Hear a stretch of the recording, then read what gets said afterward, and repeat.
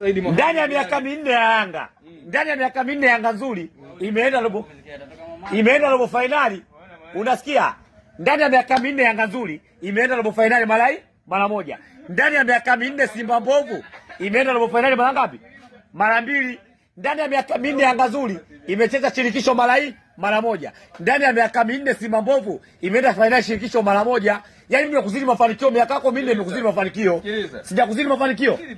Ngoja nikuonesha mafanikio yangu. Nimeenda robo finali ya bingwa mara mbili. Wewe mzuri miaka minne umeenda mara moja. Simba mbovu umeenda finali shirikisho na wewe Yanga nzuri umeenda shirikisho mara moja. Ndani ya miaka minne nimekuzidi mimi. Sasa unajihitaji wewe mzuri. Hamna kitu. Wewe hamna kitu, unabeba ubingwa wa ligi kuu kwa mipango. Yanga Africans anachukua NBC Premier League kwa mipango, kwa kupanga. Mechi zinapangwa. Kama JKT sikupanga, eti JKT unampiga 5. Kama unafanikiwa mbona umpigi 5 halali? Kama una uwezo mbona umpigi 5 kwa Rabat? Uendi kokote. Mimi nimekuzidi mafanikio toka na kutoa mzuri, nimekuzidi. Mpaka magoli nimemzidi kabingwa. Magoli yenyewe kuonga na Jessica Bile. Mimi nimekuzidi magoli ya halali.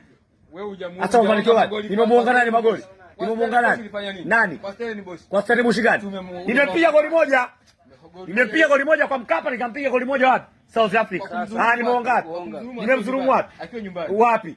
Nyumbani kwake namdhulumu vipi mtu yuko kwake? Namdhulumu vipi? Yanga Africans huna mafanikio ya kujitamba mbele ya Simba. Yanga Africans huna sehemu ya kuongea mbele ya Simba, huna kipya. Yote unayofanya ni ya zamani na yamepitwa. Unashindwa hata kwenda robo finali mara 3 na wewe ni mzuri miaka minne.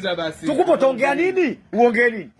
Tukupe uongee nini cha msingi? Tulia basi kipi? Ngoja kipi?